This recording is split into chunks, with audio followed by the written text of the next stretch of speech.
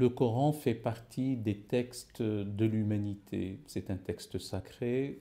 Il fait partie du patrimoine immatériel des êtres humains, quels qu'ils soient.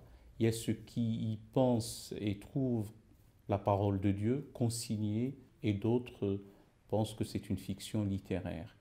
Dans un cas comme dans l'autre, il est bon de se faire par soi-même son avis en allant lire ce texte. Simplement, on ne peut pas l'aborder comme ça. Certains y voient, un peu comme la phrase de Voltaire, une rhapsodie sans ordre, ni art, ni liaison, et d'autres sont subjugués à la fois par sa beauté, surtout pour les arabophones, et aussi avec l'émotion religieuse qui sous-tend la lecture. Mais ce n'est pas un livre anodin qu'on peut lire comme tout autre livre. Ces chapitres, en réalité, ces chapitres s'appellent des sourates.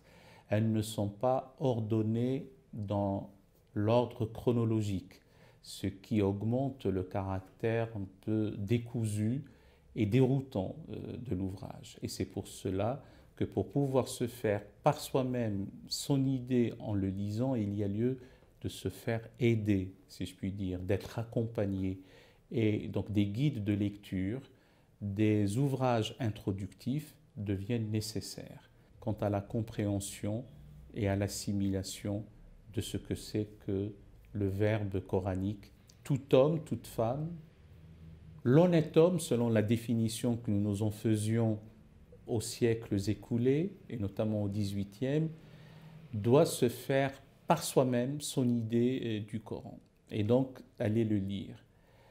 Il ne concerne pas les islamologues, les codicologues ou les spécialistes du Coran, et on trouvera dans l'ouvrage une présentation contenant et contenue du Coran, de son histoire, sa collecte, la manière qui a présidé à son rassemblement, à sa recension, à la manière qui a aidé à le colliger, à le réunir, et aussi quelques aspects d'ordre théologique et historique.